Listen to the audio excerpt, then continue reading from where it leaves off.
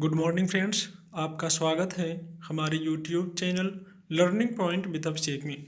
दोस्तों, अगर आप चैनल पर पहली बार आए हैं तो चैनल को सब्सक्राइब कर लीजिए और बेल आइकन प्रेस कीजिए ताकि आपको डेली डिक्टेशन मिल सके। 90 शब्द प्रति minute dictation start.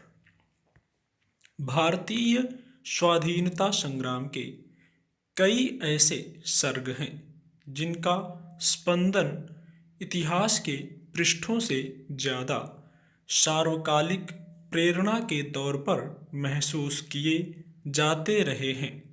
Azad Hind फौज और उससे जुड़ी बहादुरी की दास्तान ऐसा ही एक सर्ग है। आज़ाद हिंद फौज के मेजर जनरल शाहनवाज खान महान देशभक्त, बहादुर सैनिक और सुभाष चंद्र बोस के बेहद करीबियों में शुमार थे। वे निर्भीक सैनिक के साथ सच्चे समाजसेवी और दूरदर्शी राजनेता भी थे। आज़ादी के बाद उन्होंने संसदीय राजनीति में भी अपनी गहरी छाप छोड़ी। शाहनवाज खान का जन्म ब्रितानी दौर में 24 जनवरी 1914 को गांव मटौर, जिला रावलपिंडी, अब पाकिस्तान में सरदार टीका खान के घर में हुआ था। सैनिक परिवार में जन्मे शाहनवाज ने अपने बुजुर्गों की राह पर चलने की ठानी। उनकी शुरुआती शिक्षा पाकिस्तान में हुई। आगे की शिक्षा उन्होंने Prince of Wales Royal Indian Military College, Dehradun में पूरी की। 1940 में ब्रिटिश इंडियन आर्मी में वे एक अधिकारी के तौर पर शामिल हुए। जब वे ब्रितानी फौज में शामिल हुए थे तब विश्व युद्ध चल रहा था और उनकी तैनाती सिंगापुर में थी। जापानी सेना ने ब्रितानी फौज के सैकड़ों जवानों को बंदी बना लिया था। 1943 में सुभाष चंद्र बोस सिंगापुर आए। उन्होंने आज़ाद हिंद फौज की मदद से इन बंदी सैनिकों को रिहा करवाने में बड़ी भूमिका निभाई। नेताजी की ओजस्वी वाणी और जोशीले नारे "तुम मुझे खून दो, मैं तुम्हें आज़ादी दूंगा" से प्रभावित होकर जनरल शाहनवाज के साथ सैकड़ों सैनिक आज़ाद हिंद फौज में शामिल हो गए। ब्रितानी सेना ने लड़ाई के दौरान बर्मा में जनरल शाहनवाज और उनके दल को ब्रितानी फौज ने 1945 में बंदी बना लिया।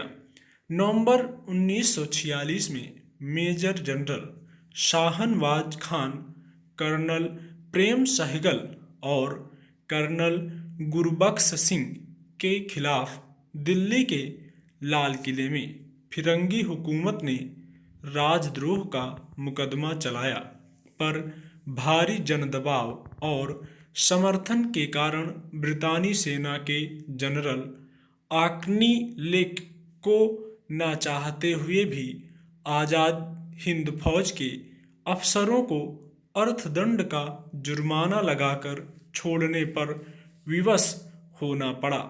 लाल किले में हुई इस तारीखी सुनवाई में जनरल शाहनवाज खान और आज़ाद हिंद फौज के बाकी अफसरों की पैरवी सर तेज बहादुर सप्रू, जवाहरलाल नेहरू, आसफ अली, बुला भाई देसाई और कैलाश नाथ काटजू ने की थी।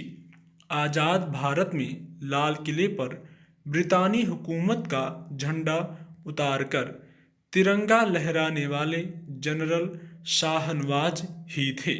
देश के पहले 3 प्रधानमंत्रियों ने लाल किले से जनरल शाहनवाज का जिक्र करते हुए संबोधन की शुरुआत की थी।